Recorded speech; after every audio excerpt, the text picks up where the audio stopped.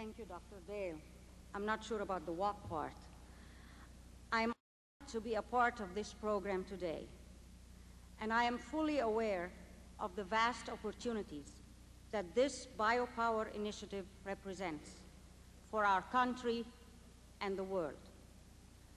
Apart from the obvious climate and environmental benefits, biopower has the potential of empowering the farmers and their surrounding communities, creating jobs, and providing prosperity in regions where it is needed most. My company, Manufacturing and Technology Conversion International, was founded in 1982 to develop the next generation of energy and environmental technologies.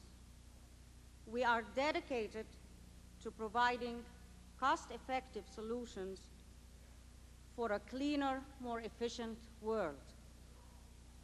In partnership with the U.S. Department of Energy and the Small Business Innovative Research Program, MTCI has developed and is developing many patented innovative technologies which are efficient, environmentally benign, and economically viable. No longer will we rely on incineration and burning of our waste, polluting the air we breathe now, the environment our children will inherit. The future dictates that we turn to recovering the energy from our biomass and waste through gasification and steam reforming. I am sure President Clinton, Secretary Richardson, Secretary Glickman, Administrator Browner, and Senator Lugar all share this vision. I would like to highlight a couple of projects we are currently working on. Through our licensee, Thermochem Recovery International, and at the Georgia Pacific Mill in Big Island, Virginia, we will be recovering the chemicals and the energy from the waste stream and returning it to the mill. The second is a modular biomass power system using farm animal waste, like chicken waste, for example. Simply stated, we take the waste, turn it into energy, thereby solving the environmental problems along our waterways. It is my belief that through innovation in both technology and policy, we can make biopower cost-effective and affordable. Mr. President, this initiative you are launching today is essential in maintaining our competitiveness, protecting our environment, and enhancing our sustainable energy security. Never before has an administration been more concerned about the plight of the farmers, quality of the environment, research and development, small business, more importantly for me, women-owned small business, than this Clinton administration. We could not have achieved everything we have without the support of the administration, the Department of Energy, and the SBIR program. Ladies and gentlemen, it is indeed an honor for me, and it is with great pride that I introduce the President of the United States, President William Jefferson Clinton. You're great. That'll be running for office. Grab a job? That's great. Thank you. Thank you very much. Thank you. Thank you. Thank you. Thank you. Thank you very much. Thank you. Thank you. Thank you.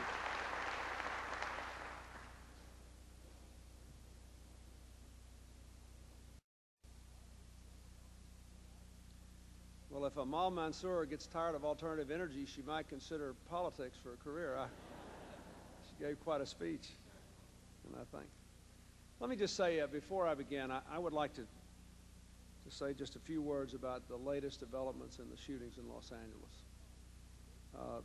It now appears that they were motivated by racial and ethnic hatred.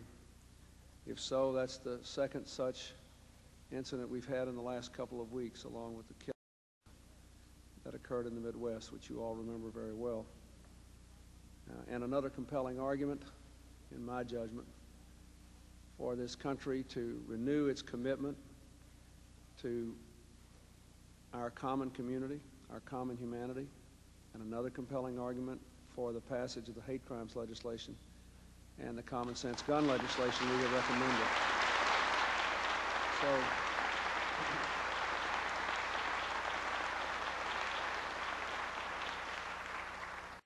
I know the Attorney General spoke about this earlier today, but I wanted to strongly support and associate myself with her comments on this. Now, let me tell you, I may be the happiest person here today because I have been a supporter of bioenergy for more than 20 years now. When I was governor, I tried to promote 20 use of wood waste. We opened ethanol, tried to promote 20 use of home state. We worked on whether rice hulls could be used as energy. I've sort of been patting my foot waiting for 20 years for the moment to come when both the technology and the economics and the social awareness, all this stuff would kind of fit together. I want to thank Secretary Glickman, Secretary Richardson, and Administrator Browner for their support of this. I want to say a special word of appreciation to Senator Dick Lugar, the chairman of the Senate Agriculture Committee. He wrote a brilliant article with Jim Woolsey in the January-February edition of Foreign Affairs called The New Petroleum. Some of you nodding your heads, and if you'd read it, you'd all be nodding your heads. It's not only brilliant, but a guy who's scientifically challenged like me can understand it, which is very important. I want to thank Senator Tom Harkin, who is not here today, couldn't be here today, but who has worked passionately on this issue. We have been talking about it for more than a decade now. And I want to thank Dr. Dale for your work and Amal Mansour for your work and your success, and all of the panelists who are here. This is one of those speeches that presidents have to give, you know, where you're preaching to the choir because you all agree with this. And you see this fine family over here that were introduced earlier in a way that is bittersweet. The present terrible crisis we have on our farms heightens all of our awareness that we can do this. As many have said, as Senator Lugar and Mr. Woolsey argued in their piece, even in good agricultural times when farm prices are high and the land is in use, there is more than enough land available at sound conservation practices for us to develop this if we can develop the biocatalysts and the advanced processing technologies necessary to make bioenergy work. So I am very, very pleased about this. I think we have to see this in the context of where we've come from and where we're going.